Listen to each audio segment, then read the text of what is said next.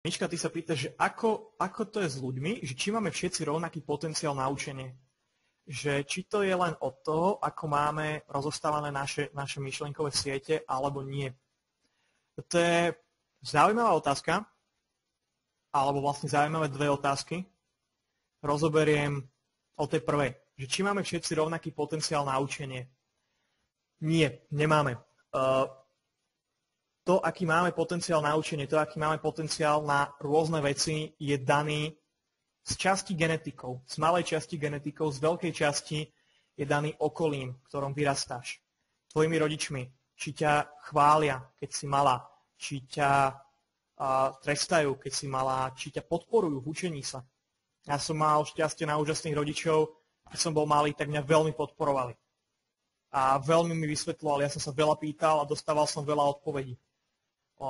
Malé deti sa všeobecne veľa pýtajú, lenže rodičom to býva častokrát otravné a vtedy proste dieťa nemá využitý ten prirodzený potenciál a on ten potenciál mu zakrpatie.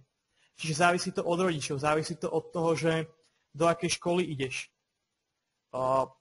Aké tvoje okolie na škole, či je inšpirujúce. Predstav si študovať v Oxforde, kde proste prídeš tam a tá atmosféra je naozaj vzdelávacia a máš tam tie staré budovy a všade okolo máš akademické vzory a máš knihy a obrovské knižnice a všetci ľudia, ktorí sú tam sa tam prišli učiť.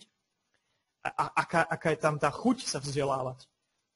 A predstav si, ja neviem, vysokú školu, vysokú školu, ja neviem, volade tu na Vnitre, kde 300 ľudí spí na prednáške, hej.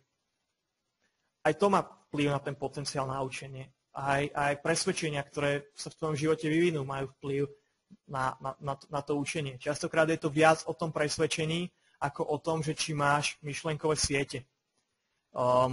Budem to rozoberať v tom videu o presvedčeniach, budem to rozoberať vo webinári, ktorý pripravujem, že ako na vzdelávanie vplývajú tvoje presvedčenia a aké presvedčenia by si mala mať, keď sa chceš vzdelávať k úspechu. A že kde to je skôr o presvedčení, a kde to je skôr o tom, že či máš tie schopnosti. Lebo darmo máš rozostávané myšlenkové siete, darmo máš všetky vedomosti odo mňa o tom, ako sa učiť, pokiaľ máš ty presvedčenie, že si blbá. Alebo poviem to inak, pokiaľ má človek presvedčenie, že je blbý, tak sa ani len neprihlási do môjho kurzu, pretože si myslí, že je blbý a že ten kurz je len pre chytrých. Vieš?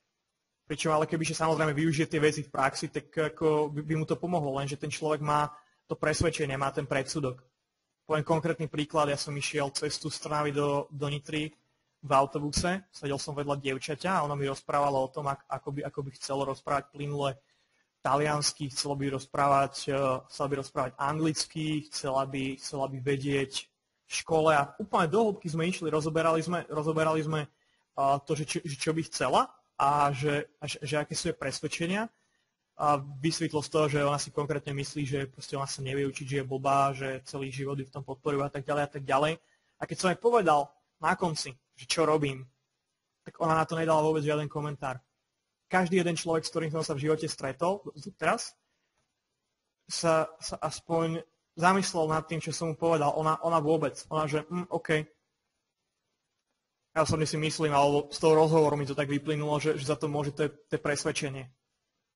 Že ona si myslí, že je príliš hlúpa na to, aby mohla rozvíjať svoj potenciál na učenie. Zodpovedal som na tvoju otázku?